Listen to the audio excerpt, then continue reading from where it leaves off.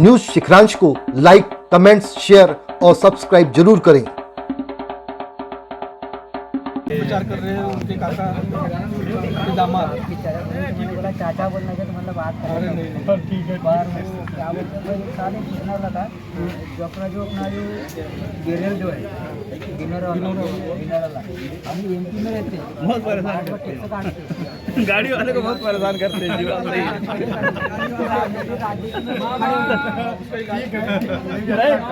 बहुत परेशान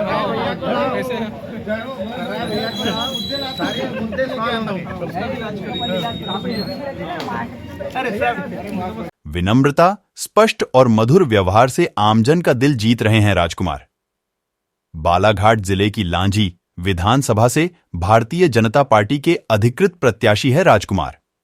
अपनी बेबाक शैली और ईमानदारी के चलते क्षेत्र में मजबूत पकड़ बना रहे राजकुमार। अपनी जीत के प्रति पूर्ण आश्वस्त है राजकुमार। जनता के बीच सवालों से घिरे राजकुमार से सीधी बात। हम हैं मोगांव खुर्द में, जहां पर लांजी के अधिकृत प्रत्याशी राजकुमार कर्राय जी हैं, जो कि जनता के बीच में लगातार लगे हुए हैं और अपनी बातें रख रहे हैं, भारतीय जनता पार्टी की बातें रख रहे हैं। आइए हम उनसे सीधे बातचीत करते हैं। राजकुमार भाई, सबसे पहले तो बधाई हो आपको। जब जा रहे हैं तो किस प्रकार का आपको वो मिल रहा है? मैं तो लगातार पार्टी ने प्रत्याशी निर्वाचित किया है। 20 तारीख से हम लोग भोपाल में प्रशिक्षण में थी। उसके बाद जैसे मैं यहाँ पर पहुँचा हूँ तब से जनता के बीच में आशीर्वाद लेने के लिए जा रहा हूँ और मुझे भरपूर आशीर्वाद मिल रहा है और इस बार हम जीत कर आएंगे। भारतीय जनता पार्टी लांजी क्षेत्र में किन मुद्दों को लेकर चुनाव लड़ने जाएगी? देखिए, भारतीय जनता पार्टी के पास मुद्दे बहुत सारे हैं, क्योंकि पलायन का बहुत बड़ा मुद्दा हमारे लांजी और किन्नापुर क्षेत्र के अंदर में रहा है। पहले बहुत लंबे समय से हम देख रहे हैं कि लगभग 4 साल 5 साल पहले स्थानीय क्षेत्र में, वनवासी क्षेत्रों में कटाई का काम हुआ करता था, बासी कटाई, लकड़ी कटाई का काम हुआ करता था। तो हमारे आदिवासी भाइयों को जंगल के अंदर में ही रोजगार मिल जाया करता था और सरकार, शिवराज सिंह चौहान जी की सरकार काफ़ी बोनस के रूप में दिया करती थी।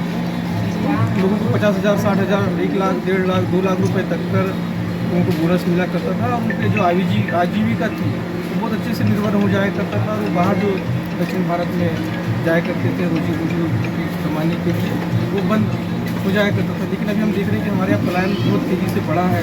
लोग बाहर जाकर अपनी रोजी रोटी की तलाश में काम कर रहे हैं, घर चला रहे हैं। तो पहला मुद्दा तो हमारा वो रहेगा और उस बात को रोकने के लिए बहुत सारे समूह बने हुए हैं। जो समूह बने हुए हैं उन समूहों को हम लोगों ने का ये रहेगा कि हम उनके हाथों में काम दें, बाहर से कंपनियाँ लाएँ जो उनको रॉ मटेरियल उपलब्ध कराए और रॉ मटेरियल को उपलब्ध कराने के बाद में ये कोशिश रहेगी कि वो बना करके कंपनियों को वापस दें, जिससे महिलाओं को आर्थिक सशक्तिकरण जो होता है उसकी तरह से गांव में ही, घर में ही रोजगार मिल सके। डबल मनी का बहुत बड़ा मुद्दा है लांजी क्षेत्र में, बहुत लोगों के पैसे डूबे हैं क्योंकि राजकुमार एक नया चेहरा है। तो डबल मनी के पैसे के लिए लोगों को बड़ी आशा है कि अगर राजकुमार अगर चुनाव जीतता है तो शायद डबल मनी का कुछ हो सके। इसके लिए कुछ प्रयत्न किया जाएगा? देखिए, वो तो सरकार भी हमेशा अपना एक विज्ञापन निकालते रहती है कि भाई इस तरह की चिटफट कंपनियों में अपना पैसा ना लगाएं, क्योंकि जनता है, भोली भाली जनता है और लोगों को कुछ उसका फ़ायदा मिल रहा था। उस समय में लोगों ने असहज तरीके से उन्होंने पैसा लगा दिया है उसमें और बड़ा फ्रॉड इस विधानसभा के अंदर में और पूरे ज़िले के अंदर में हुआ है, जिसका असर मैं समझता हूँ कि 3-4 जिलों में भी है। तो जब चुनाव में माननीय शिवराज सिंह चौहान जी आएंगे तो पूरी तरह से हम उस बात को उनके सामने में रखेंगे और अब उसका हल जो है सरकार किस तरह से निकालती है वो वही बताएंगे, सरकार के लोग बताएंगे। और हो सकता है कि अभी CBI जांच की भी आदेश सरकार ने कर दिया है। तो ऐसी स्थिति में जो दूध का दूध है, वो पानी का पानी, वो सब अलग अलग होगा इस में। और हम तो चाहते हैं कि किसी भी माध्यम से हो, लेकिन जो गाड़ी कमाई का लोगों का पैसा लगा हुआ है, लोगों ने अपने छोटे छोटे जेवर गिरवी रख कर बेच करके, लोगों को किस्त के रूप में प्रधानमंत्री आवास में 30,000 रुपये मिले थे, उसको अपना रख करके और ना जाने कर्जबाड़ी ले लेकर, मकान बेचकर, खेती बाड़ी बेच कर लोगों ने जो पैसा, अपने गाड़ी कमाई का पैसा जमा किया है। तो हमारा प्रयास रहेगा कि किसी तरह से उनको जो पूरा ना मिल सके लेकिन उनको आर्थिक सहायता की। दूसरी बात, यहाँ पे बहुत लंबे समय से कांग्रेस जो है हिना कांग्रेस चुनाव जीतते आ रही है। आप किस रूप में देखते हैं कि कांग्रेस ने यहाँ पे विकास कराई? नहीं, बिल्कुल नहीं। देखिए, एक विधायक का जो दायित्व होता है, सरकार उनकी भी 11 महीने की रही, वो ये नहीं बोल सकती कि मेरी सरकार नहीं थी। लेकिन हमारा जो लांजी विधानसभा क्षेत्र है मध्य प्रदेश के सबसे अंतिम छोर में, लांजी से 25 किलोमीटर के बाद में महाराष्ट्र लग जाता है, 25 किलोमीटर के बाद में छत्तीसगढ़ लग जाता है। तो वो एक विधायक के रूप में जो काम होता है, वो काम से क्षेत्र की जनता आपको बताएगी जब आप सर्वे के रूप में आएंगे कि वो काम 10 साल के अंदर में नहीं हुए जो विकास के कार्य होने चाहिए। अब बहुत सारे ऐसे काम हैं जो हम कह सकते हैं कि बहुत सारे ऐसे काम हैं जो सरकार की योजनाओं के हैं, वो तो होते रहते हैं, लेकिन सरकार की योजनाओं के और भी बहुत सारे काम हैं, बड़े बड़े काम हैं जो इस क्षेत्र के अंदर में आना चाहिए था, वो नहीं आए हैं। तो निश्चित तौर से उनके प्रति जनता का आक्रोश है और वो जनता का आक्रोश इस बार निकलेगा, वो चुनाव हारेंगे। किन मुद्दों को लेकर आप जनता के बीच में जा रहे हैं? मुद्दे बहुत सारे हैं, बहुत छोटे छोटे मुद्दे हैं, बड़े मुद्दे भी हैं। जिस तरह से क्षेत्र का विकास होना चाहिए था, मैं समझता हूँ कि 10 साल में हमारा जो क्षेत्र है काफ़ी पिछड़ा है।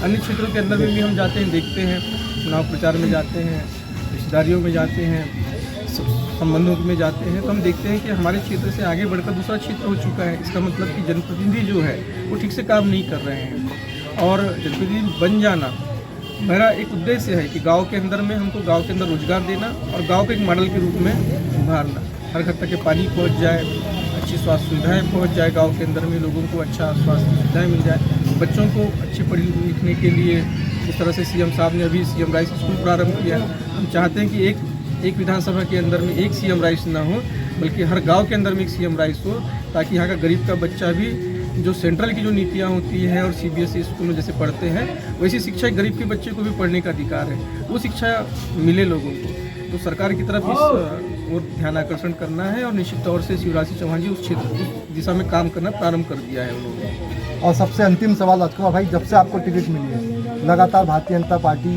के मतलब ये माना जा रहा है कि 2 भागों में विभक्त हो गई है और सोशल मीडिया में भी लगातार जो है वीडियो फुटेज आ रहे हैं, तो ये दर्शा रहे हैं कि राजकुमार कर रहा है बहुत कमज़ोर प्रत्याशी है।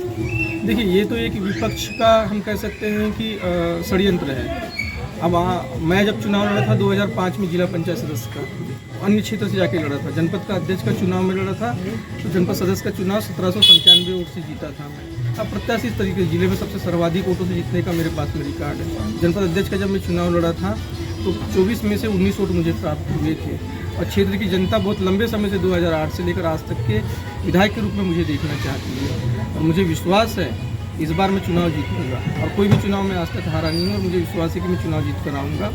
और जिस तरह से बात है कि हमारे पार्टी के कार्यकर्ता विरोध दर्ज कर रहे हैं, तो निश्चित तौर से रमेश भट्टरी जी ने 2018 से लेकर अभी तक के पार्टी का उन्होंने काम किया है, छोटा भाई है, जिले के भी वो 2 बार अध्यक्ष रहे हैं, तो धीरे धीरे करके जो है गुस्सा है वो निकलेगा।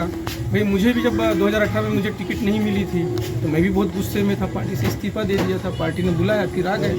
2021 में मैंने पार्टी के आजीवन संस्था निधि कटवा लिया था, लेकिन होता है अब थोड़ा गुस्सा है, धीरे धीरे करके शांत हो जाएगा और सब पार्टी लाइन में लगेंगे। सारे पार्टी के कार्यकर्ताओं से मेरी बात चल रही है और निश्चित तौर से रमेश भाई भी एक समझदार जन नेता है, तो निश्चित तौर से वो भी काम लगेंगे और सब मिलकर हम एक साथ मिलकर इस सीट को निकालेंगे।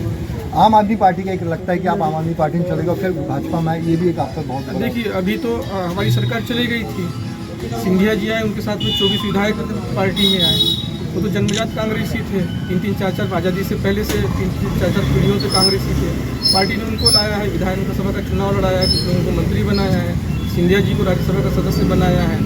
हमारी भी पार्टी में क्षेत्र के अंदर में बहुत सारे ऐसे कांग्रेस के लोग हैं जो भाजपा में आए हैं, समाहित हुए और समाहित होने के बाद में सरपंच बने, जनपद सदस्य बने हैं, जिला पंचायत के सदस्य बने हैं। तो ये जो है 4 मार्च को मैं गया था आम आदमी पार्टी में और 15 अगस्त को 4 महीने बाद में वापस हो गया। और कहा भी जाता है कि सुबह का भूला अगर शाम को घर वापस आ जाए तो उसको भूला नहीं कहा जाता। तो कार्यकर्ता अपने अधिकारियों के लिए लड़ता है, बहुत उठापटक करना पड़ता है तब जाके पार्टी। और मुझे तो लगता है कि मैं पार्टी से लगभग 5 साल से बाहर था, लेकिन पार्टी ने मुझे याद किया, ढूंढ कर निकाला और फिर से पार्टी ने प्रत्याशी बनाया है। तो कुछ ना कुछ पार्टी को विश्वास है। और मैं बचपन से संघ से तीसरी चौथी कक्षा पढ़ा करता था, तब से हमारे पितृपुरुष ओम प्रकाश खरगाल जी मुझे संघ की शाखाओं में ले जाया करते थे। मेरे तो रग रग में संघ की भावनाएं हैं, भाजपा की खून है, तो निश्चित तौर से वो फिर से उन्होंने मुझे जब बुलाया तो मैं सहर्ष पार्टी में आया।